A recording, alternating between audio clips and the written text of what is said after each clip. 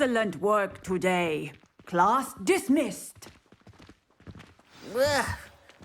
I take it you're ready to learn your new spell. I completed your assignment, Professor. I'm ready to learn Bombarda now. Good. Now, this spell comes with a caveat. It should only be used when necessary. The exploding charm, as you might suspect, can hurt people. Use caution when casting it. I will, Professor. I will hold you to that promise. Now, you must be precise in your wand movements. We don't want you blowing your hand off. Go ahead. Nice and steady wand movements. Remember, the exploding charm is highly volatile.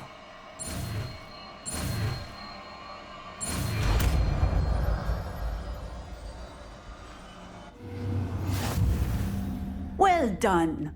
Now, let us put it into practice, shall we? Go ahead and try it on the pumpkin.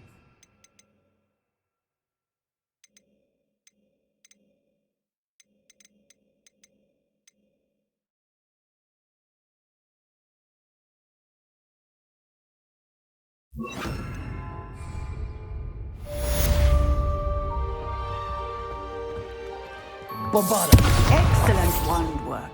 Cast the spell just like that every time. Assured and in control.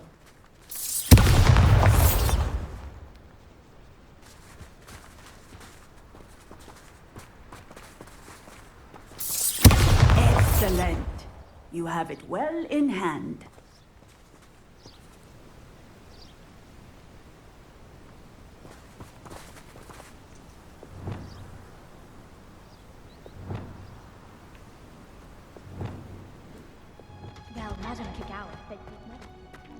Oh, it's you! Just the person I need. Samantha, is everything all right? No, it's not. It's my brother William. The one I told you about after Charms class. He's been cursed. He ignored my warning and now he's lying in St. Mungo's looking completely pathetic. He simply never listens. I'm sorry, how exactly has he been cursed? Oh, you won't believe it. Truly, but his feet were turned into purple beets. You can imagine his distress. And mine. I won't even go into the attention he was getting from our garden rabbits before he admitted himself to hospital. I'm so sorry. That sounds like a trying situation. I'm glad you understand. Everyone else just laughs at me as if it's a joke. No compassion at all. Well, it is an unusual situation. How did your brother end up like this? It's entirely his own fault. I told him about some research I'd done recently on our ancestor Marmaduke Dale. In particular, my discovery that Marmaduke's tomb was cursed. My brother's always making fun of my discoveries. This time, he laughed in my face. Told me I'd misinterpreted my findings. As if that weren't possible. And to prove his point, he went right up to the entrance of the tomb and poof! His feet transfigured into beets. How awful. I can see why you're upset. He definitely needs some help. Exactly. He may be a cape flapper, but he's still my brother. And no one deserves such a fate to last forever, especially as the result of a single brainless mistake.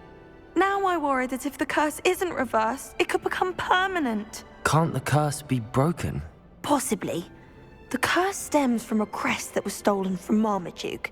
If the crest were returned to its rightful place upon his sarcophagus, then I believe that William's feet may be restored. You battled trolls when they attacked Hogsmeade, escaped a dragon, and I could tell by your work in charms that you're a skilled spellcaster. Returning a crest to a sarcophagus should be almost effortless for you. So, will you help us? I can take the crest to Marmaduke's sarcophagus for you. Oh, thank you! Thank you so much! You'll simply go into the tomb where Marmaduke was laid to rest and place the crest on top of his sarcophagus. According to my research, the tomb's been abandoned for centuries, so it should be a fairly simple task. You'll find it just east of the hamlet of Brockborough. Thank you for your help. My family is indebted to you. Last week, I performed a I need to find the tomb near Brockborough and place Samantha's family crest on a sarcophagus there.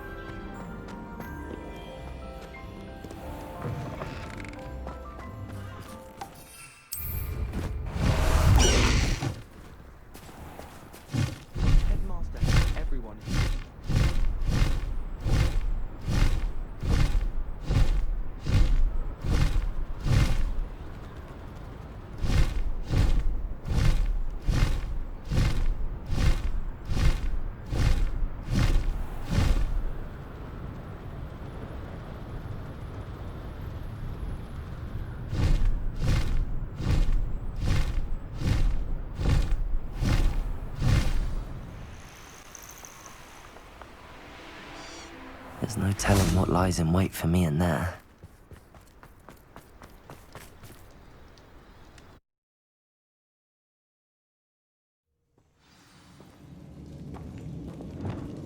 Well, my feet didn't turn into beets. That's a good start.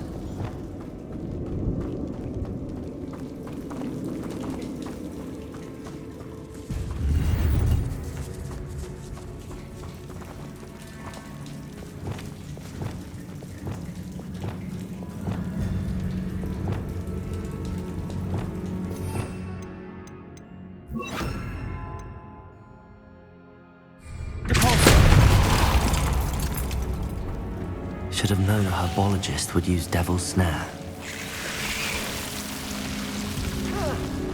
A troll? You can't be serious.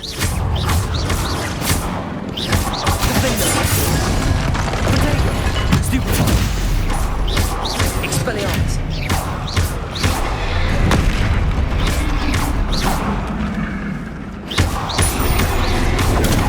Stupefy! Bombarda!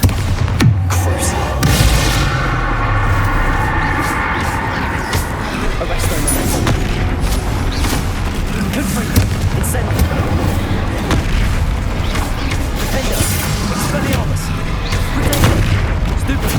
Descendo. Stupefy.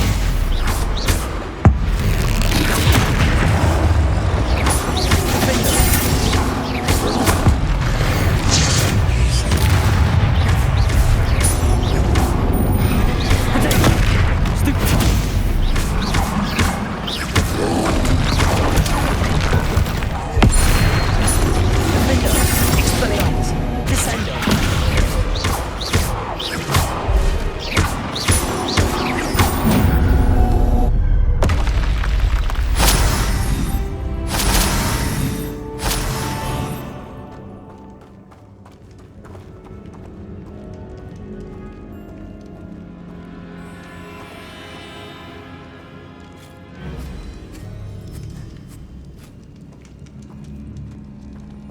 A sarcophagus? That should reverse the curse. Hopefully.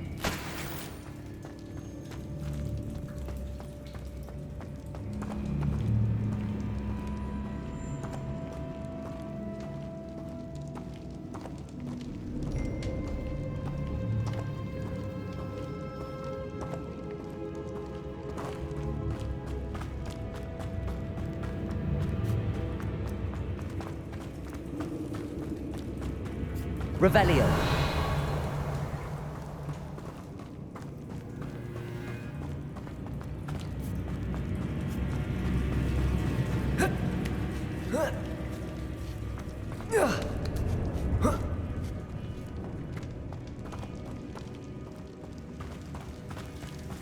Well, Marmaduke certainly left behind more than plants.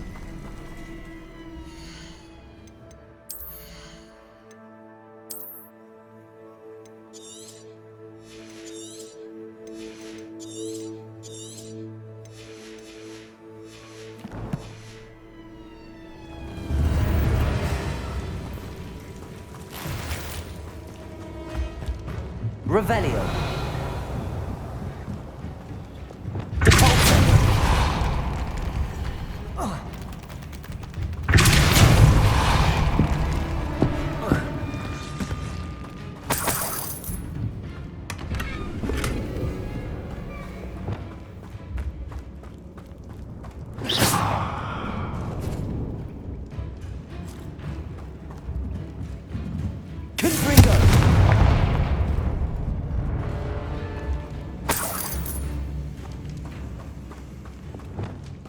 Lumos.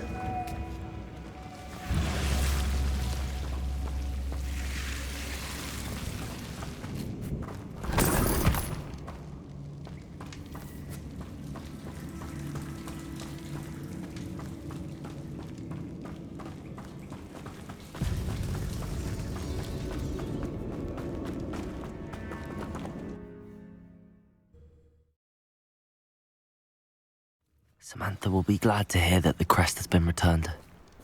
I certainly hope it reverses the curse.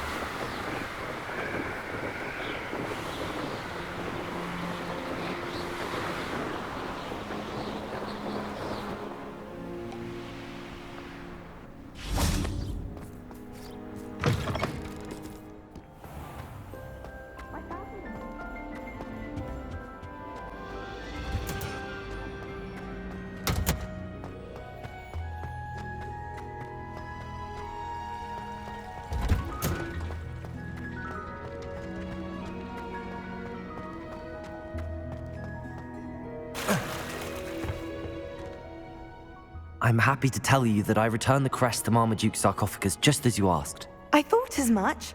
I received word from St. Mungo's that my brother's feet are back to normal. No more beats. Oh, I cannot thank you enough. It wasn't too much trouble, I hope. Just a measly old troll, nothing significant. A troll? Oh dear, I'm so sorry, that's awful. No one has been in that tomb for centuries. But I can't say I'm surprised. Marmaduke seems to have been full of surprises. Indeed he was. Well, I suppose I should be going. I'm anxious to see my brother, who must be elated to have his feet back. Of course, I certainly would be. William and I are forever in your debt. Thank you again for what you did.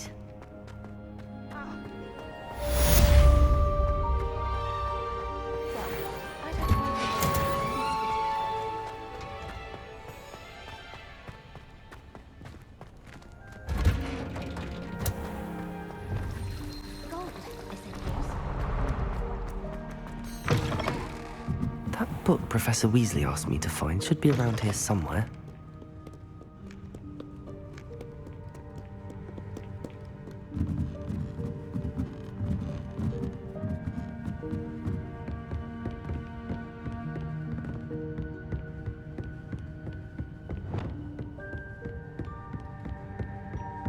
Revelio. Looking for the book Intermediate Transfiguration. Professor Weasley asked me to, get something from that book. May I have it? Did she now? I'll give you this book if you humour me by answering a few questions from my quiz. Quiz? Some people call bits of knowledge trivia. I would argue that no knowledge is trivial. Hence, I have created a small quiz, just for fun, focusing mainly on the lore of the wizarding world. None of the other students will try it, no matter how many times I ask. They all say they have enough with schoolwork. Ugh, they don't value knowledge the way I do. Surely you're interested. I'll even start you off with a few of my easiest questions. A quiz sounds like fun. Splendid! Just a few questions, and then I'll hand over this book. Let us begin. Before the invention of the golden snitch, which magical creature was used in a game of Quidditch?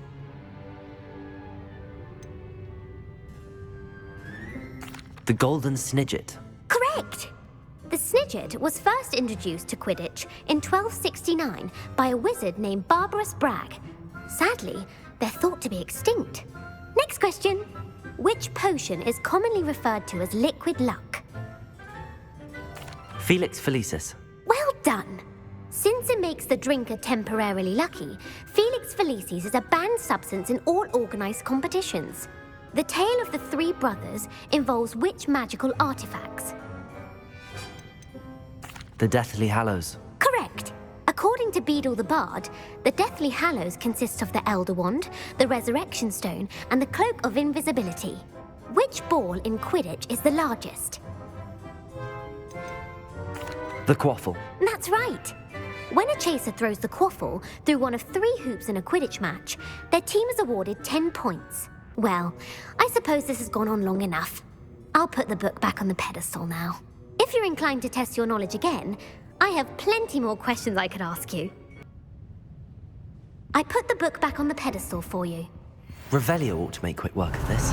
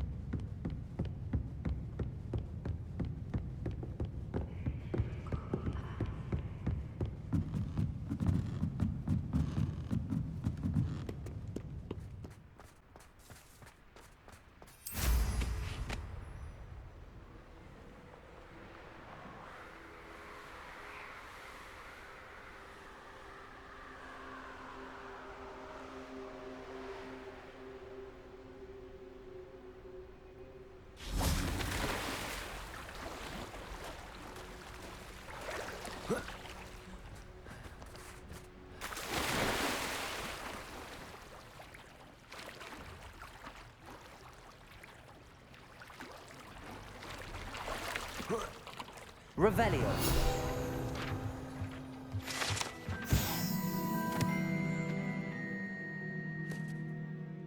Professor Weasley's tasks are complete. I should attend Transfiguration.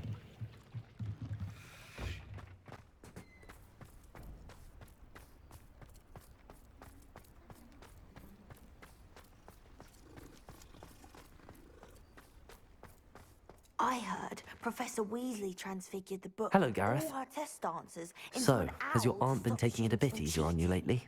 Unfortunately, no. In fact, a few days ago, she gave me a detention.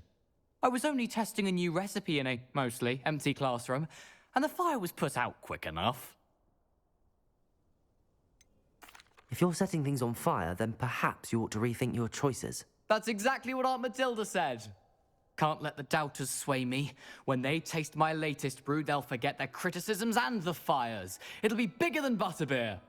Oh, that gives me an idea. Better write it down. Best of luck to you.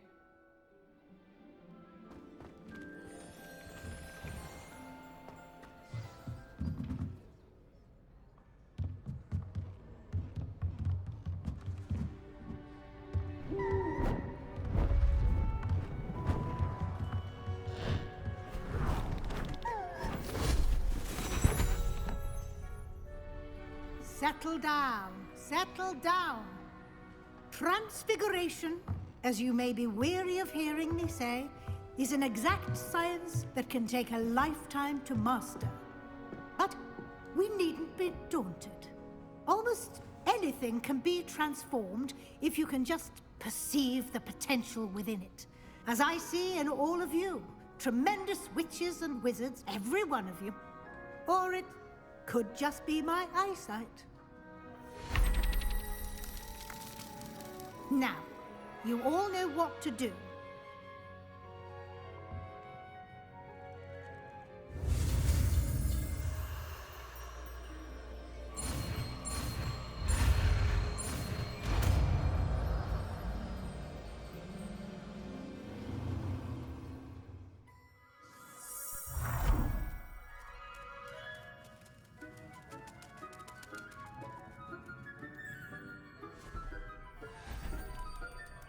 Beautifully done.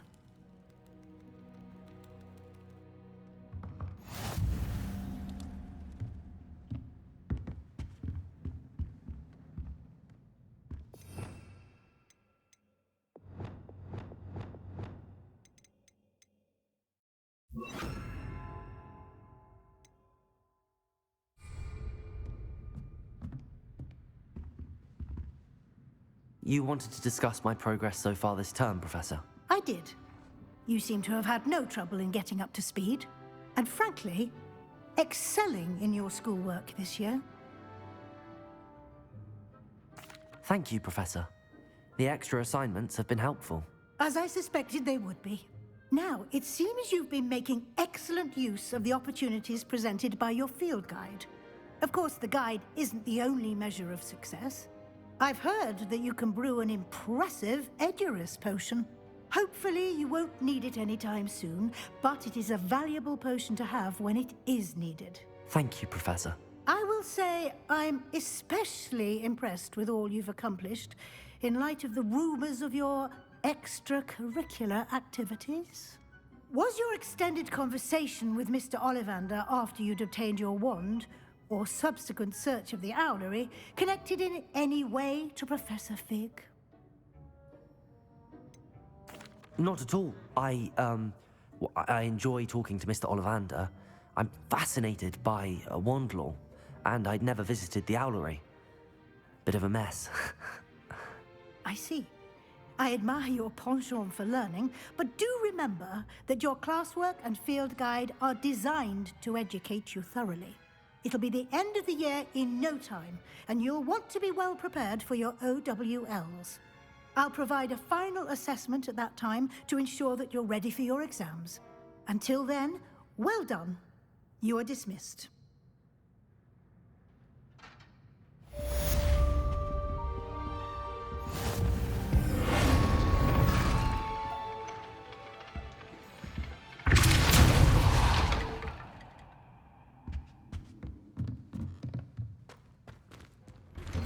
Since our visit to Feldcroft, something dawned on me about the triptych. Meet me at the Overlook, just north of the Forbidden Forest, and I'll explain. My plan with the helmet failed, but I have another idea. I think we may be able to find what we need at a goblin mine south of Hogwarts. Meet me there, and bring someone who speaks gobbledygook.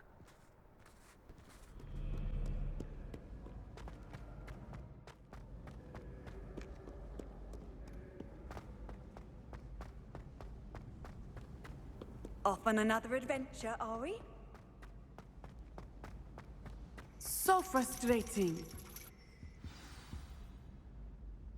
You wanted to speak with me, Mother? I had hoped to speak with you alone, Natsai. Your message mentioned your concern about an unusual creature that was spotted in the woods near Hogsmeade. That could have been anything. You know what it was, Natsai. I am allowed to leave the castle. I am always careful, Mother. Careful. Officer Singer disagrees. She sent me an owl telling me that you have been trying to collect evidence of some kind against dark wizards. She berated me for not keeping a closer eye on you, and she is right. I do not want you visiting Hogsmeade for the near future. But Mother! My little gazelle, you are well-intentioned, but you must not meddle in the affairs of dangerous people. If someone had meddled in Matabeleland, Father would still be with us. I must get to class. Perhaps your friend can get you to listen to reason. So frustrating. She never listens to me. She called you her little gazelle. Is that a term of endearment where you're from? It is specific to me. I am the unusual creature in Hogsmeade she mentioned. Self-transfiguration is not taught at Hogwarts, so I am gently discouraged from practicing it. However, I am an animagus, and it is in my gazelle form that I have been able to wander the Highlands rather freely until now, much to my mother's chagrin. That is how I managed to spy on Rookwood and Harlow.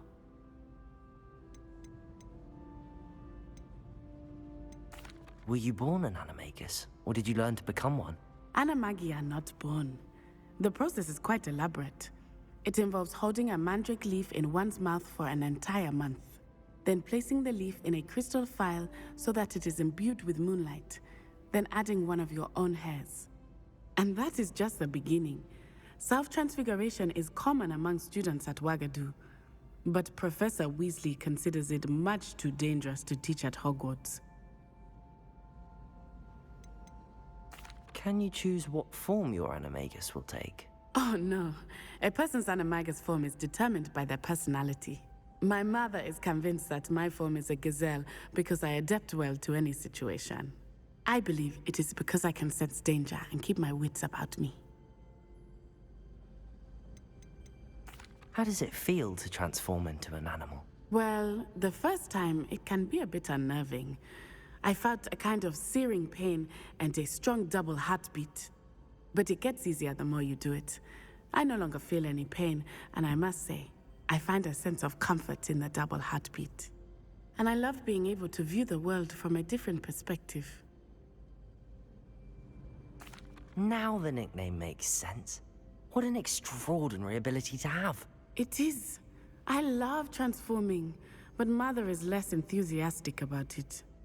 She says that no creature, especially one as rare as a gazelle, should be bounding about where poaching has become so prevalent.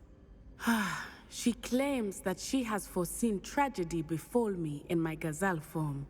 But she has used her sight to control me too many times. I no longer believe it. We're making good progress. We can't quit now. I agree. I have never considered quitting, even for a moment. You could have fled the moment you discovered that Rookwood, Harlow, and Ranrock were after you, but you did not. I choose to act as you have. I must deal with Rookwood and Harlow, not hide from them. My mother cannot know where I am all the time. Thank you for being here during that rather awkward conversation.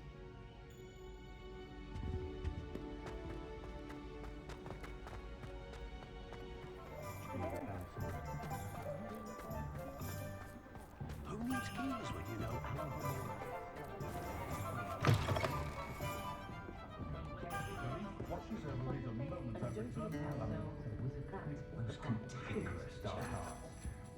Over here.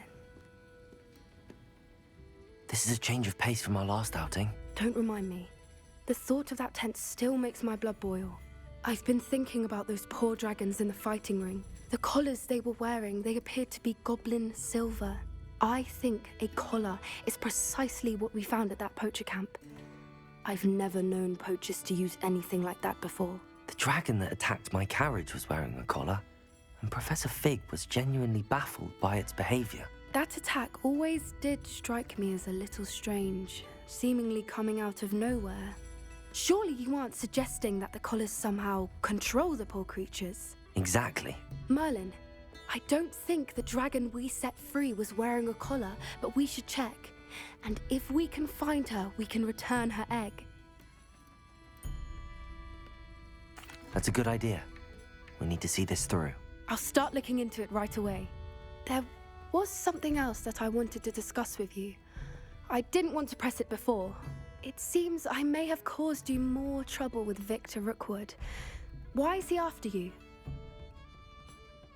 Rookwood is working with Ranrock, and Ranrock is after something I found at Gringotts.